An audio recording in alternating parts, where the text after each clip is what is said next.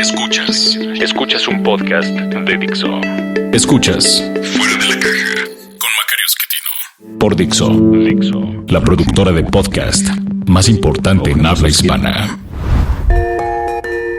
Bienvenidos, esto es Fuera de la Caja. Yo soy Macario Esquetino, le agradezco mucho que me escuche en esta nueva emisión del podcast. Esta es la emisión número 37, que corresponde a Coyuntura. Usted estará escuchando esta emisión, me imagino, en Semana Santa o a lo mejor un poco después, de forma que lo que vamos a platicar todavía no tenemos datos del comportamiento económico definitivo en el mes de febrero, pero sí ya hay mucha evidencia que confirma lo que hemos platicado en otras emisiones. Una economía estancada, los datos del índice global de actividad económica siguen siendo ligeramente positivos, y por esa razón muchas personas consideran que todavía no podemos hablar de recesión. Sin embargo, en el indicador cíclico que también calcula INEGI, el comportamiento del índice coincidente de este indicador ha tenido ya varios meses en una tasa negativa, es decir, por debajo de 100 puntos, que es el comportamiento que uno debería esperar de la economía. Estamos ya desde agosto, empezamos a estar por debajo de los 100 puntos y a final de cuentas lo que ha ocurrido es que la caída ha sido constante, no es únicamente una caída momentánea de este indicador, que pudiera uno decir cayó durante un mes pero se va a recuperar. En realidad lo que hemos visto es una caída que incluso se ha ido profundizando. Durante los últimos meses la caída ha sido de 0.15% al mes, mientras que en los primeros meses, es decir, agosto, septiembre, octubre, pues la caída era un poquito menor, al 0.1%. Entonces, pues se ha ido profundizando, digamos, esta contracción. ¿Por qué es importante esto? Porque las caídas de este indicador por debajo de los 100 puntos han ocurrido de manera fuerte solamente en 5 ocasiones, desde que este indicador se mide, que es desde 1980.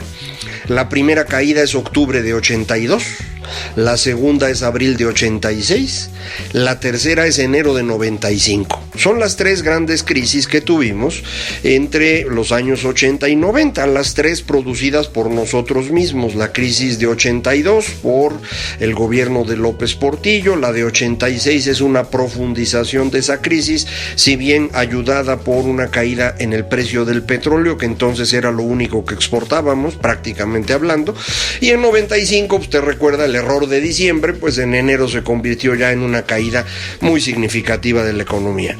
Esas son 3 fechas. Las otras 2 son septiembre de 2001 y noviembre de 2008. En estas 2 ocasiones hablamos de una crisis que vino de fuera.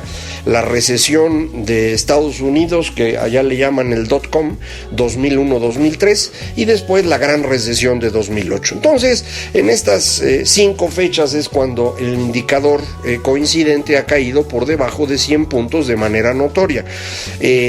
Pero durante la administración del señor Peña Nieto hubo varias veces en las que caía momentitos abajo de los 100 puntos y se regresaba. La caída más grande en ese momento llegó a ser a 99.7, o sea, es una caída chiquititita, pero fueron varias veces, en mayo del 2013, noviembre del 2015, agosto del 2017, caía tantito y se regresaba, lo cual significa que desde la administración de Peña Nieto traíamos una economía que no estaba funcionando bien, que estaba débil. La caída de 2013 tiene que ver con la industria de la edificación, específicamente la vivienda. 2015 y 2017 tienen más que ver con fenómenos globales, incluyendo el petróleo, la caída de precios de petróleo y también la caída de producción de petróleo, que viene desde 2004, pero se hizo mucho más marcada en la administración de Peña Nieto. Entonces, esa administración fue malita, digamos, ya lo sabía usted, no le estoy diciendo nada nuevo. La diferencia hoy es que esto ya no es malito, esto ya está malote, ya está feo. La caída ahora nos está poniendo en 99.3 unidades. Esta caída sí ya se parece a las 5 anteriores, no al mismo ritmo ni mucho menos, pero sí es propiamente hablando una recesión. No sé si en algún momento el índice global de actividad económica en sus cifras desestacionalizadas acabe estando abajo de cero, pero si no va a estar abajo de cero, va a estar cerquitita. De forma que incluso ya la Secretaría de Hacienda, en sus primeros números para el presupuesto de 2020, que tenía que presentar a inicios de abril, lo que hizo fue pues modificar su estimación de crecimiento. Había dicho que íbamos a crecer alrededor de 2%, ahora pues piensa que vamos a crecer alrededor de 1,5%. Movió todo su intervalo de crecimiento, lo puso ahora de 1.1 a 2.1. Entonces el punto medio, digamos, sería 1.6. Todo el mundo ya anda pensando que estamos para este año probablemente creciendo más bien cerca de 1. Y hay varios que creen que por debajo de 1. Yo no lo sé con certeza, yo creo que sí, estaremos entre 0 y 1%, pero creo que vamos a tener momentos negativos. ¿De dónde viene esto? Pues de una economía débil que venía desde los tiempos de Peña Nieto, eso no debe haber duda, ya traíamos una economía débil, pero pues la acabamos de empeorar. ¿Cómo la empeoramos? Pues usted ya lo sabe, con las decisiones de este gobierno. La primera decisión verdaderamente grave, pues es la cancelación de la construcción del aeropuerto, que frena la economía, y sobre todo hace que los empresarios empiecen a tener dudas, que empiecen a preocuparse de que una inversión no es segura. Y entonces, bueno, pues esto es parte de la razón por la cual la economía se va frenando. Pero adicionalmente me parece que el tema energético se ha hecho cada vez más serio. Por un lado, la necesidad de construir la refinería, que es mucho dinero invertido en un negocio que no es negocio, mientras la parte que sí es negocio de Pemex, que es la extracción de crudo, pues está sufriendo muchísimo. Ahí sí ya tenemos el dato de febrero, no estuvo tan malo como el de enero, pero sigue siendo una caída promedio para enero y febrero de 12% en la producción de petróleo, es muchísimo, y coloca a Pemex prácticamente en niveles que a duras penas cubren la demanda interna, de forma que pues si exportamos es porque exportamos para comprar. Por eso la balanza comercial de productos petroleros es profundamente negativa. Por eso pienso yo sería mejor, en vez de andar invirtiendo en una refinería, rentar alguna ya en Houston, o incluso comprarla si hubiera alguna a la venta. Nos va a salir más barato, va a ser más fácil, puede trabajar de inmediato y no pues estar invirtiendo en esto, pero pues esa es la decisión del gobierno. Además, la situación de Pemex al tomar estas decisiones empieza a poner en duda su capacidad de pago. Los inversionistas presionan a Pemex, Hacienda tiene que entrar a rescatarlo, y ahora ya están contentos los inversionistas porque lo que acabó ocurriendo en estos primeros 3 meses del año es la demostración fehaciente de que Pemex no es una empresa, es parte del gobierno mexicano y por lo tanto quien respalda a Pemex es el soberano, o lo que es lo mismo, usted y yo. Es decir, nosotros vamos a pagar la deuda de Pemex. Y los inversionistas dicen, pues así sí le entro porque México tiene capacidad de pago. A lo mejor el año que entra ya no le ven la misma capacidad, sobre todo si estos fenómenos del estancamiento se convierten también en un problema de finanzas públicas. Pero pues de momento están tranquilos y ya muy contentos. Pero vea usted lo que estamos hablando. México canceló la obra más importante de infraestructura y está tomando decisiones en materia energética que van en contra de cualquier lógica financiera. Comenté solo Pemex, pero en comisión el asunto es peor todavía. La insistencia en producir con medios o métodos, de mediados del siglo XX es verdaderamente sorprendente. Esto lo que está haciendo es que el crecimiento de este año pues es el menos grave de todas las noticias. Vea, vamos a crecer 1 o menos de 1 o un poquito más de 1, pues sí, pero pues eso no es nada raro, en muchos países ocurre y en muchas ocasiones. Lo grave aquí es que estamos cancelando oportunidades hacia adelante, porque la Ciudad de México no va a poder recibir más turistas. De hecho, está recibiendo menos ahora. ¿Por qué está recibiendo menos? Pues porque es un suplicio pasar por el aeropuerto. ¿Por qué querría alguien venir a la Ciudad de México? Cancún le está yendo muy bien en turismo y gracias a eso parecería como que a Cancún le está yendo muy bien en turismo y gracias a los datos de Cancún parecería como que a México le va bien. Pues no, si usted quita Cancún nos está yendo mal en general. 2 otros lugares que les va bien, Nayarit y Baja California Sur, pues las playas y hoteles que han estado construyendo en ellas. El resto del país es una tragedia y la Ciudad de México en particular está perdiendo turismo y cancelamos el aeropuerto. Entonces, ¿cómo vamos a poder tener un espacio de crecimiento? Ya deje usted el turismo en los negocios, porque buena parte de los turistas de la Ciudad de México son turismo en negocios. Pues va a ser cada vez más difícil venir. No vamos a tener energía disponible para crecer.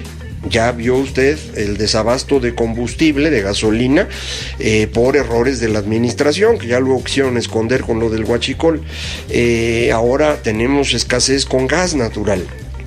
Al ratito vamos a tener escasez con electricidad, gracias a las brillantes ideas que están impulsando. Pues así no se puede crecer. La producción requiere obligadamente energía, no la vamos a tener disponible. Si usted al mismo tiempo voltea a ver el resto del mundo, observa cómo hay un tránsito muy, muy claro hacia el consumo de electricidad producida con fuentes alternas y una reducción en el consumo de combustibles fósiles. Claro, no reducción en el consumo, reducción en el crecimiento de ese consumo. Se supone que va a empezar a caer el consumo, y ahora sí caer directamente, de gasolinas y diésel en 5 o 6 años más, y 3 o 4 años después empezará a caer el consumo de petróleo de manera total. En consecuencia, mientras el resto del mundo se mueve a diferentes energías, nosotros nos movemos hacia energías de hace 60 años. Esa discrepancia pues nos va a impedir competir. Entonces, cuando uno ve esto, dice uno, bueno, ¿y cómo le vamos a hacer para crecer en 2020 y en 2021 y 22 y 23? Es decir, no es únicamente que estemos perdiendo crecimiento hoy, es que estamos cancelando las oportunidades de crecimiento de los próximos años. Esto es lo que es más grave. Para tratar de salvar este año, la Secretaría de Hacienda, que ya reconoce que no va a poder recaudar lo que pensaba, va a tener que reducir su gasto. ¿Cómo lo va a reducir? Pues ahorcando a lo poco que queda del gobierno. Ya el inicio de esta administración había hecho un recortadero monumental en el gobierno que yo no recuerdo ni en tiempos de Carlos Salinas, ese que es el gran enemigo del señor López Obrador. Bueno, pues este gobierno del señor López Obrador entrando expulsó a todo el capital humano que teníamos en el gobierno, o prácticamente todo, y lo reemplazó con los del doctor Simi, mano, lo mismo pero más barato, y obviamente no son lo mismo. Un ejemplo, el caso del equipo que teníamos de negociaciones internacionales en Secretaría de Economía, el mejor equipo negociador del mundo, sin duda. Todos se fueron, ¿Por qué? Pues porque iban a poner gente nueva. ¿Qué es lo que están haciendo los nuevos? Un desastre con los aranceles. No saben qué hacer para defender el nuevo acuerdo que estamos teniendo con Estados Unidos y Canadá, el TEMEC. No solo no saben qué hacer, ya les están metiendo presión porque una parte que habíamos acordado no la estamos cumpliendo, la reforma laboral. ¿Por qué no la cumplimos? Porque los que entraron en la Secretaría del Trabajo y Previsión Social, pues están más bien favoreciendo la explosión de huelgas. Usted ya sabe de las huelgas de Matamoros, algunas válidas, otras inválidas. Tuvo que entrar incluso la fuerza pública a rescatar las empresas en donde las huelgas no debían existir. Ahora en las universidades el asunto es más serio. La Autónoma Metropolitana lleva más de 2 meses de huelga, Chapingo lleva un poquito menos y empiezan a crecer estas huelgas en otras partes. Entonces cuando ve usted dice, bueno, pues es que no saben qué están haciendo. Vea usted salud. Tenemos problemas de abasto de medicamentos y de materiales en muchos hospitales, según quejas de ellos. Ahí yo no tengo datos agregados que pudiera ofrecerle, es simple información anecdótica. Sí hay noticias muy claras, incluso los oficios, de la cancelación de la cancelación del tamiz neonatal, de la cancelación de las estancias infantiles, de la cancelación del apoyo a los grupos que defendían a mujeres maltratadas.